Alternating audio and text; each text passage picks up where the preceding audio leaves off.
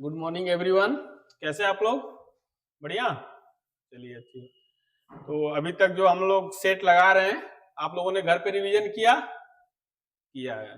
कोई दिक्कत नहीं, अच्छी बात है। कोई क्वेश्चन ऐसा लगा जो मतलब सर से ऊपर जा रहा था? नहीं लगा तो बहुत बढ़िया है, आप लोग मतलब परिचित हैं क्वेश्चन से। जो नहीं परिचित है वो भी परिचित कराया जा रहा है आप लोगों को क्वेश्चन के माध्यम से। तो मुझे ऐसा लग रहा है, मुझे भी ये फील हो रहा है कि ऐसा कुछ बहुत बड़ा टफ क्वेश्चन नहीं है जिसको आप लोग कर नहीं पा रहे हैं, लेकिन बहुत आसान भी नहीं है। वैसा ही क्वेश्चन है जो आप लोगों के पेपर में आता है, स्पेशली लेखपाल के पेपर में, क्योंकि हम लोगों ने ट्रेंड एनालिसिस किया हुआ है तो हम लोगों को ये बात पता है कि किस पोर्शन से किस तरह के क्वेश्चन आते हैं। वैसे ही क्वेश्चन आप लोगों के सामने लाया जा रहा है, बताया जा रहा है, दिखाया जा रहा है।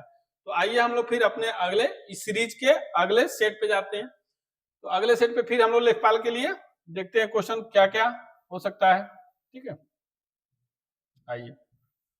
तो आज हम लोग अपने सेट का पहला क्वेश्चन देखते हैं। क्या है पहला क्वेश्चन?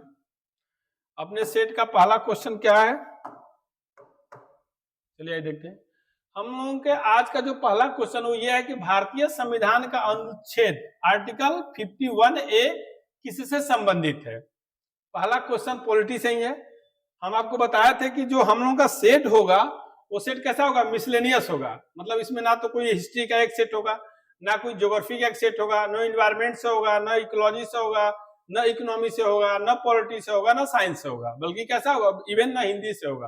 कैसा होगा? मिसलेनियस होगा, ताकि आपकी आईक्यू भी बढ़ते रहे और हम उस एग्जाम प्रिपरेशन के लिए तैयार हो पाए, क्योंकि एग्जाम में भी कोई एक सब्जेक्ट से तो आता नहीं है, सभी सब्जेक्ट का कंबाइंड होता है। तो हम लोग पढ़ाई भी उसी हिसाब से कर रहे हैं, सेट भी वैसा ही लगा रहे हैं, ताकि हम लोगों को एग्जाम हॉल ही समझ में आए, हम लोग उसके लिए प्रिपेयर रह पाए। तो ये पॉलिटी से संबंधित क्वेश्चन है। ठीक है, पॉलिटी से क्वेश्चन है कि भारतीय संविधान का अनुच्छेद 51A किससे संबंधित है?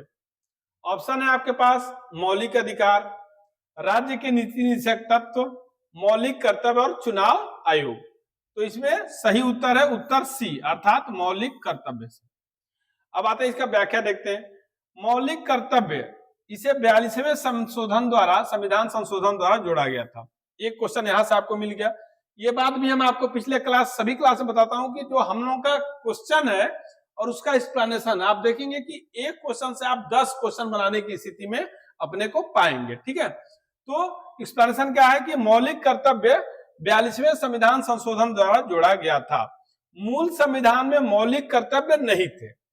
जो मूल संविधान बना था आजादी के समय 47 में, उस समय क्या था? जब 50 में लागू हुआ था संविधान हमारा, तो उस समय मौलिक कर्तव्य को नहीं जोड़ा गया था, मतलब ड्यूटीज नहीं थे उसमें। इन्हें 1976 में 42वें संविधान संशोधन के माध्यम से स्वर्ण सिंह समिति, ये बहुत फैक्ट क्वेश्चन है और हर बार पूछता ही है, इंपॉर्टेंट भी है ये, छोटे एग्जाम से लेकर बड़े एग्जाम तक के, आईएएस तक के भी एग्जाम में ये पूछा जाता है कि मौलिक कर्तव्य को किस समिति के द्वारा, किस समिति के रिकमेंड पे जोड़ा गया था। मतलब स्वर्ण सिंह समिति की सिफारिश पे जोड़ा गया था। वर्तमान में कुल 11 मौलिक कर्तव्य हैं। वर्तमान में कितने हैं? 11 मौलिक कर्तव्य, 11 मौलिक कर्तव्य हैं। पहले 10 थे, बाद में शिक्षा का मौलिक कर्तव्य भी जोड़ दिया गया, तो इस तरह 11 हो गए। यह रूस के संविधान से प्रेरित है, अर्थात ये भी पूछा गया कि मौलिक कर्तव्य कहाँ के संविधान से लिया गया है या प्रेरित है? तो ये किससे प्रेरित है? रूस के संविधान से। तत्कालीन उस समय यूएसएसआर था। ठीक है, तो एक क्वेश्चन देखिए, कितने क्वेश्चन होंगे? 51A मौलिक कर्तव्य से जुड़ा है पहला क्वेश्चन। किस संशोधन द्वारा? 42वें संशोधन द्वारा। कब? तो 1976 में। किस समिति के सिफारिश पे? स्वर्ण सिंह समिति के सिफारिश पे। वर्तमान में कितने हैं? 11 हैं। और यह किस देश से लिया गया है? तो यह रूस से लिया गया। ठीक है, कोई डाउट, कोई दिक्कत? ठीक, वेरी गुड। अगला क्वेश्चन देखते हैं हम लोग। आइए अगला क्वेश्चन देखते हैं। इस सेट का अगला क्वेश्चन है कि सत्यमेव जयते शब्द किस उपनिषद से लिया गया है? सत्यमेव जयते किस उपनिषद से लिया गया है? ऑप्शन है केन उपनिषद, बी है मुंडक उपनिषद, सी है कठ उपनिषद और डी है ईशावास्य उपनिषद। तो आपका सही उत्तर है बी, मतलब कि मुंडक उपनिषद से लिया गया है। सत्यमेव जयते का अर्थ है सत्य की ही विजय होती है। सत्यमेव जयते का मतलब ही होता है कि सत्य की विजय होती है। असत्य चाहे जितना मजबूत हो लेकिन वो पराजित होगा, और सत्य चाहे जितना भी कमजोर हो लेकिन वो अंत में विजय उसी की होती है। तो सत्य की विजय होती है। यह भारत के राज्य चिन्ह नेशनल एम्बलम के नीचे देवनागरी लिपि में अंकित है। ठीक है, इसे सम्राट अशोक के सारनाथ स्तंभ से लिया गया। तो इसमें भी आप देखें कई क्वेश्चन बन गए। किस उपनिषद से है? तो मुंडक उपनिषद से है। इसका मतलब क्या होता है? यह भारत के किस राज्य चिन्ह से है? तो बता दिए, अगर राज्य चिन्ह से लिया गया है, नेशनल एम्बलम से लिया गया, किस लिपि में है? देवनागरी लिपि में लिखी गई है। और ये किसके सारनाथ के स्तंभ से? तो अशोक के सारनाथ के स्तंभ से लिया गया। अगला क्वेश्चन, इस सेट का तीसरा क्वेश्चन और इंपॉर्टेंट क्वेश्चन क्या है? विश्व की सबसे गहरी झील कौन सी है? डीपेस्ट लेक, विश्व की सबसे गहरी झील कौन सी है? तो ऑप्शन है सुपीरियर झील, कैस्पियन सागर झील, बैकाल झील और विक्टोरिया झील। तो आपका सही उत्तर है सी, बैकाल झील। ठीक है, अब आते हैं इसके एक्सप्लेनेशन पे। बैकाल झील कहां स्थित है? रूस में स्थित है। यह रूस के साइबेरियन क्षेत्र में स्थित है। इसकी गहराई लगभग कितना है? 1642 मीटर है। यह न केवल सबसे गहरी है, न केवल सबसे गहरी झील है, बल्कि आयतन के हिसाब से भी दुनिया की सबसे बड़ी झील भी है। ठीक है, कोई दिक्कत? कोई दिक्कत नहीं है। तो आगे क्वेश्चन देखते हैं। अगला क्वेश्चन, इस सेट का अगला क्वेश्चन देखिए क्या है।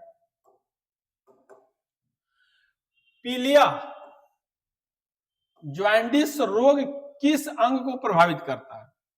जो पीलिया होता है, ज्वाइंटिस होता है, आप देखेंगे ज्यादातर लोग पीलिया होता है, ज्वाइंटिस हो जाता है, तो शरीर के किस अंग को प्रभावित करता है? ऑप्शन है ए हृदय, बी है फेफड़े, सी है यकृत लीवर और डी है गुर्दे। तो सही उत्तर है सी, यकृत को यह प्रभावित करता है, मतलब लीवर को प्रभावित करता है। पीलिया होता क्या होता है? लीवर कमजोर हो जाता है, कोई भी चीज पचता ही नहीं है, जो भी आप खाते हैं क्या हो जाता है? वेस्ट बाहर और निकल जाता है। तो इसीलिए इसको बोलते हैं कि यकृत को प्रभावित करता है। एक्सप्लेनेशन देखिए, पीलिया में रक्त में बिलुबिरिन नामक पित्त रंजक का स्तर बढ़ जाता है। पीलिया जब किसी व्यक्ति को हो जाता है तो उसमें उसके शरीर में बिलुबिरिन नामक पित्त जो होता है रंजक, उसकी मात्रा बढ़ जाता है, स्तर बढ़ जाता है। इससे त्वचा और आंखों का रंग पीला हो जाता है। यकृत शरीर की सबसे बड़ी ग्रंथि है, ये भी आपको याद होना चाहिए, जो पाचन और विषाक्त पदार्थों को निकालने का काम करती है। ठीक है, यकृत क्या है? शरीर की सबसे बड़ी ग्लैंड है, ग्रंथि है। ये क्या करती है? पाचन क्रिया में सहायक होती है, और जो वेस्ट होते हैं शरीर के खराब पदार्थ, उन्हें शरीर से बाहर निकालने में हमारी मदद करती है। ठीक है, तो यकृत को प्रभावित करती है। अगला क्वेश्चन, अगला क्वेश्चन हिस्ट्री से है, अभी इसके पहले साइंस से था। इस सेट की खासियत यही है कि इसमें आपको सभी तरह के क्वेश्चन मिलेंगे। जैसे अकबरनामा की रचना किसने किया था? बहुत फेमस क्वेश्चन है, बहुत ही इंपॉर्टेंट क्वेश्चन है। अकबरनामा की रचना किसने की थी? ऑप्शन है बीरबल, फैजी, अबुल फजल और तोडरमल। तो इसका सही उत्तर है अबुल फजल, मतलब सी। ठीक है, अकबरनामा की रचना किसने किया था? अबुल फजल ने किया था। अब व्याख्या देखते हैं। अबुल फजल अकबर के 9 रत्नों, अब आपको याद होगा या जानकारी होगी या फिर आगे हम लोग पढ़ेंगे कि अकबर ने अपने दरबार में 9 रत्न रखे थे। 9 रत्न मतलब कोई सोना चांदी गहने नहीं थे, 9 विद्वान लोगों को रखा था, उसी को नाम दिया गया था 9 रत्न। वो अपने अलग अलग, कोई इकोनॉमी का विद्वान था, कोई पॉलिटी का विद्वान था, कोई प्रशासन का विद्वान था, कोई अच्छा मंत्री था, कोई घुड़सवारी का, मतलब इस तरह के 9 रत्न थे उनके पास। उन्हीं में से एक रत्न थे अबुल फजल। तो अबुल फजल अकबर के 9 रत्नों में से एक थे। अकबरनामा अकबर के शासन काल का आधिकारिक इतिहास है। अकबरनामा क्या है? अकबरनामा में यह बताया गया कि अकबर के समय का शासन कैसा था, उनका प्रशासन कैसा था, किस तरह से वो शासन करते थे, किस तरह से अपने प्रशासन को चलाते थे, अच्छे ढंग से राज्य को स्थापित करते थे। ये सब कुछ वर्णित है किसमें? अकबरनामा में। ठीक है, इसका तीसरा भाग किसका? अकबरनामा का। अकबरनामा का तीसरा भाग आईने ए अकबरी के नाम से प्रसिद्ध है, जिसमें प्रशासनिक व्यवस्था का वर्णन है। ठीक है, कोई डाउट? ठीक, वेरी गुड। अगला क्वेश्चन देखते हैं।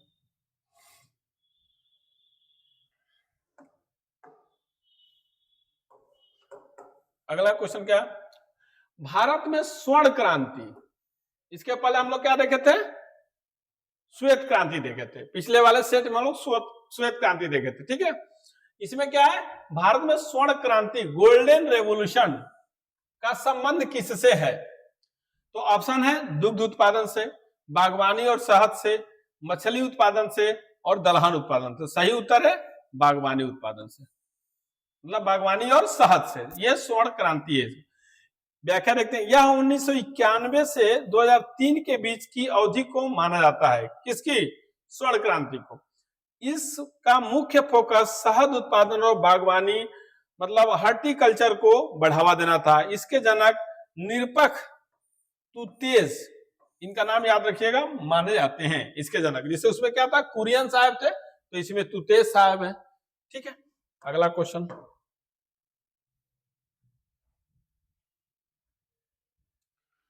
अगला क्वेश्चन फिर साइंस है, देखिए पढ़ते हैं हम लोग इसको।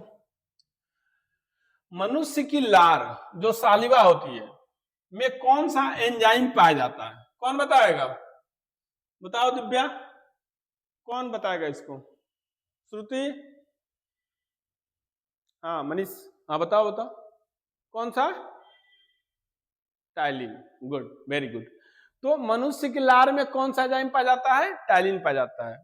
क्वेश्चन क्या है, मनुष्य के लार में कौन सा एंजाइम पाया जाता है? ऑप्शन क्या है? पेप्सिन, ट्रिप्सिन, टाइलिन और रेनिन। देखिए ऑप्शन बहुत क्लोज क्लोज दिख रहे हैं, ऐसा लग रहा है कि इसमें कुछ भी हो सकता है, लेकिन सही उसका उत्तर है टाइलिन, सी।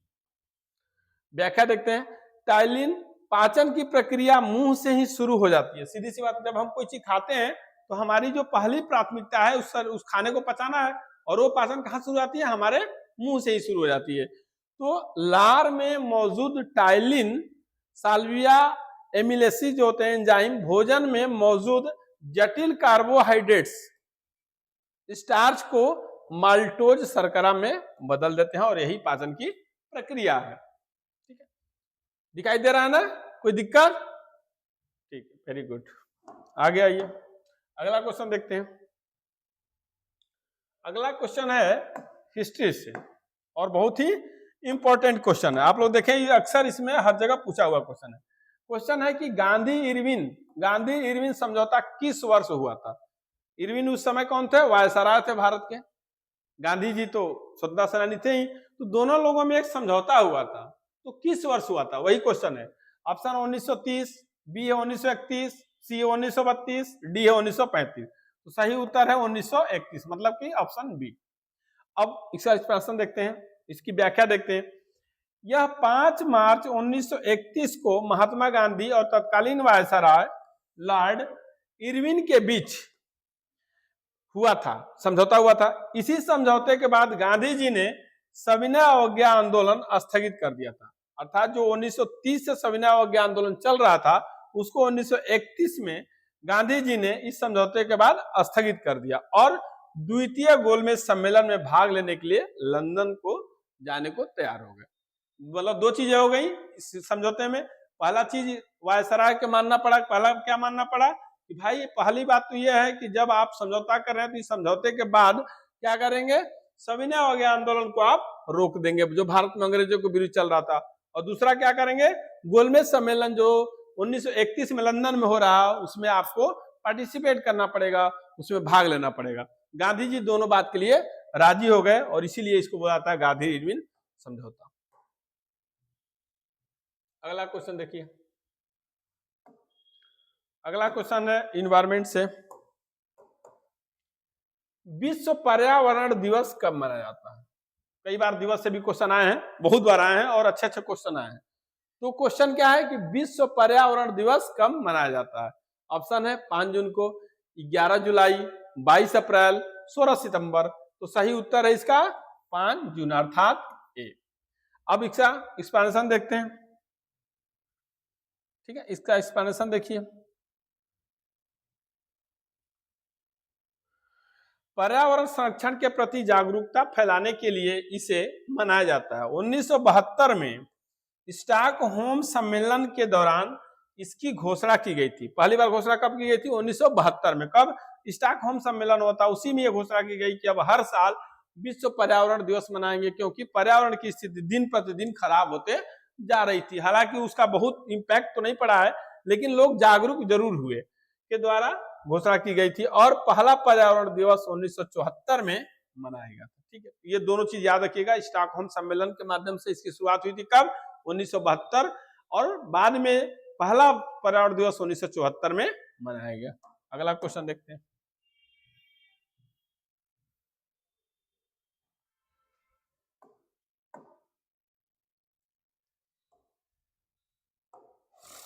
आइए अगला क्वेश्चन देखते हैं। अगला क्वेश्चन है कि राज्यसभा का पदेन सभापति कौन होता है? ऑप्शन है राष्ट्रपति, प्रधानमंत्री, उपराष्ट्रपति, लोकसभा अध्यक्ष। कौन होता है? उपराष्ट्रपति होता है। राज्यसभा का पदेन सभापति उपराष्ट्रपति होता है। भारत का उपराष्ट्रपति राज्यसभा का सदस्य नहीं होता, फिर भी वह उसका सभापति होता है। आर्टिकल ये 64 में दिया गया है। उन्हें वेतन भी उपराष्ट्रपति पद के लिए नहीं बल्कि राज्यसभा के सभापति के रूप में कार्य करने के लिए मिलता है। ठीक है, तो ये आर्टिकल 64 को भी आप लोग देख सकते हैं। इस तरह आज हम लोगों ने, ठीक है, इस तरह आज हम लोगों ने अपने 10 क्वेश्चन इस सेट में लगाए और 10 क्वेश्चन बहुत ही इंपॉर्टेंट क्वेश्चन थे। मुझे उम्मीद है कि आप लोगों को ये क्वेश्चन पसंद आए होंगे और ये भी उम्मीद करता हूं कि जब आप कल हमसे मिलेंगे तो ये क्वेश्चन तैयार भी करके आप लोग आएंगे। ठीक है, ऐसा नहीं कि हम पढ़ाते जाएं और आप पढ़ते जाएं, बुक तैयार होते जाए और उसका बाद में कोई इंपॉर्टेंस न रह जाए। तो बार बार मैं आपसे रिक्वेस्ट करता हूं, आज भी कर रहा हूं, कि जो चीजें पढ़ाई जा रही हैं उन्हें आप घर से रिवीजन करके जरूर आइए। 10 क्वेश्चन कोई बहुत बड़ा टास्क नहीं है, आसानी से 10 मिनट का काम है, 10 बार आप देखेंगे ऐसे ही याद हो जाएगा। ठीक है, तो आज के लिए इतना ही। आपका दिन शुभ हो। नमस्ते, थैंक यू।